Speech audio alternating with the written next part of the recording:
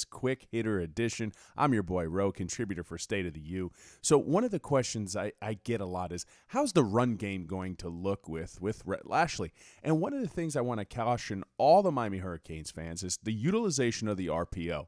And a lot of times we're going to see how when that bubble happens, it's an extension of the run game. But here's something you can expect a lot of. In this case right here, it's 11 set personnel. You have a tight end right here at the bottom of the screen. You also have your running back. They have 3 wide receivers on the field, and they're running stack formation at the bottom of the screen. Hard to tell because you got my nice little Roman cane banner over there. Now, just pay attention to how the defense is combating this. They're flexing a safety to combat that, because if not, the stacks at the bottom of the screen are going to get an easy 2-for-1 down here on the cornerback. And that's, he's in a press variety. And now they're combating, this is Temple. I wish we would have played Temple, but next thing you know, they come off the schedule. I blame you, Corona, because I think Miami would have had a field day against Temple this year with this Rhett Lashlee and the Miami Hurricanes athletes that they had. But right here at the bottom of the screen, you'll see that they're combating the pass strength. They're here. If you count in the box, you're only going to have 6 in-the-box defenders. Now, Shane Buechele, fine quarterback for SMU, does not have the run capability that D'Eriq King has. And this is the numbers advantage that Rhett Lashlee in an up-tempo offense in the Miami Hurricanes can expect. Because right here, if you have 6 in-the-box defenders, well, just count them along the offensive line plus your tight end. That's 6. You have a run mobile quarterback option in D'Eriq King. That's 7, and a halfback. You could go 8 versus 6 really, really fast. What else is that doing? Even though this is going to be a run, this is an RPO. But you're going to see up at the top of the screen one-on-one press coverage. If Miami could get a wide receiver who's going to win this battle continuously, their offense will eat, and that'll be my prediction. So RPO variety, here you go. Buechele's going to go ahead and take the ball. He had the option, but in this case, he read the numbers right. You had the numbers inside the run game on the interior. This is going to be a nice gain right here. Little pin pull variety. You saw some double teams at the point of attack. Nothing really too complicated, and that's Miami's bread and butter too as well. If in the run game, if they can get a couple doubles at the point of attack, if they can get the numbers advantage, you're going to see them successfully eat this year. But this is what we're focusing on, the run game component of this offense. In continuation with this run game theme for this quick hitter, we're at a 3rd and 1. This is a situation as an offense, you need to be able to convert these short yardage situations on the ground. That's exactly what SMU does here. They're in, once again, 11 set personnel. Here's your tight end, and here's your running back. The pass strength, subsequently, is set to the field side, and your run strength as well. So both of the run strengths are set, and pass strength are set to the same side of the field. Now, in this case, I want you to go ahead and draw an imaginary line from the center. Center's right here, and just go straight out. They're pretty balanced right now, Temple.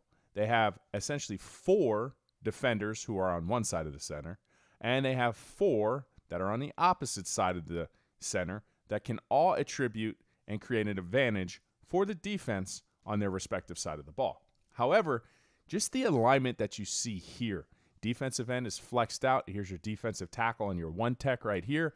And in this case, you're going to see an obvious B gap bubble. Okay, here's your A gap. Here's your B gap. So there's a big B gap bubble right here. Now, this is something I noticed when I was doing a lot of film review a few months ago on Rhett Lashlee's system, especially with his SMU offensive line. They're going to take care of the first level first. And what do I mean by that? Here's your first level, right? Your first level of your defensive line, your defensive tackles, your defensive ends. You're going to see as the play unfolds, they're really going to go ahead and focus. At the point of attack, you see the one tech is going to go ahead and get doubled by the center and guard. You leave a one-on-one situation with your right tackle and defensive end. Now, here you go. They're leaving this guy as essentially as a free hitter. They're not accounting or contributing for him in the run game. That is the responsibility of the halfback to make that guy miss. In this case, when you had your Mike linebacker go to the opposite A gap, that B gap bubble, very, very well formed now. Here it is. This is stealing, especially when this guy's a little late playing downhill and reading the play.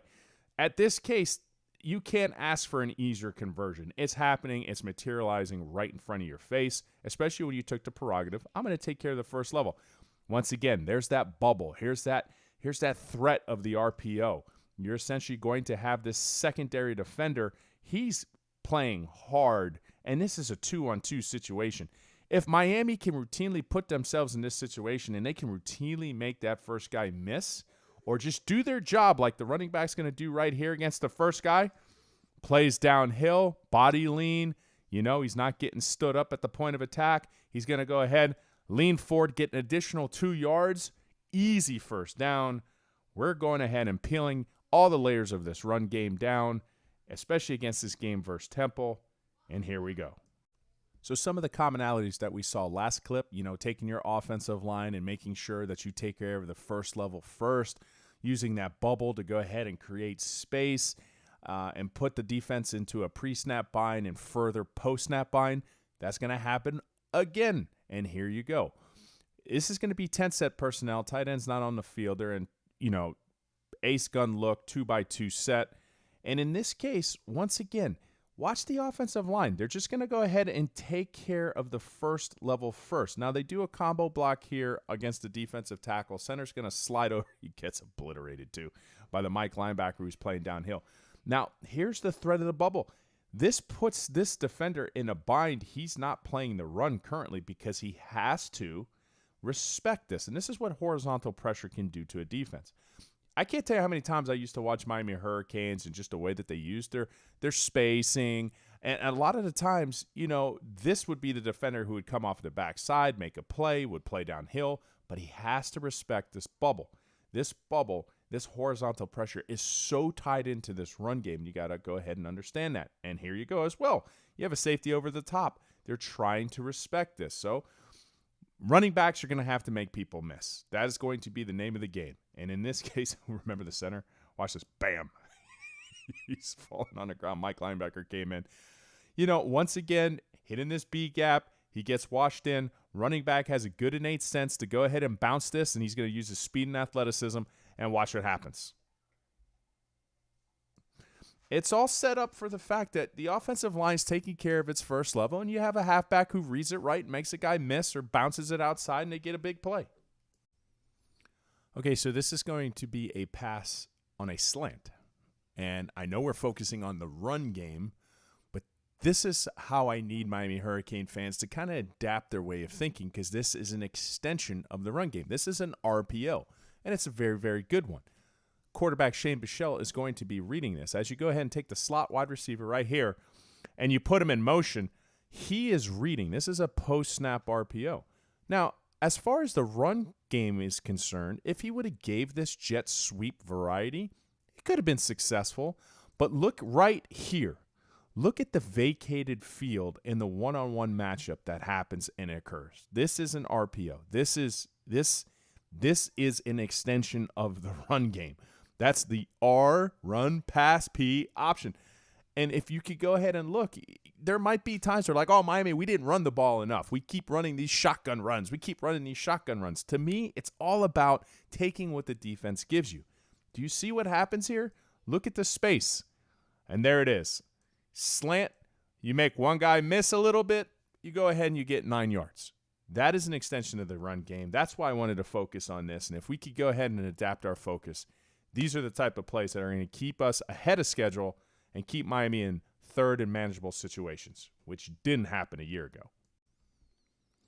SMU is going to be under center on this play, and this is another RPO or an extension of the run game. You have a halfback and a single back look, and in this case, pre-snap, you're just going to read the leverage, okay? You have a defender inside, and when you go ahead and take this quick bubble, now you have a lot more leverage outside. This, you could tell the way that the offensive line is firing off the ball, that this could have been a run. Now, adjust your focus. You see this pass that's going out to a slot wide receiver? Just think about this being a quick toss. That's all it is. It's a quick toss on the perimeter. And was it successful?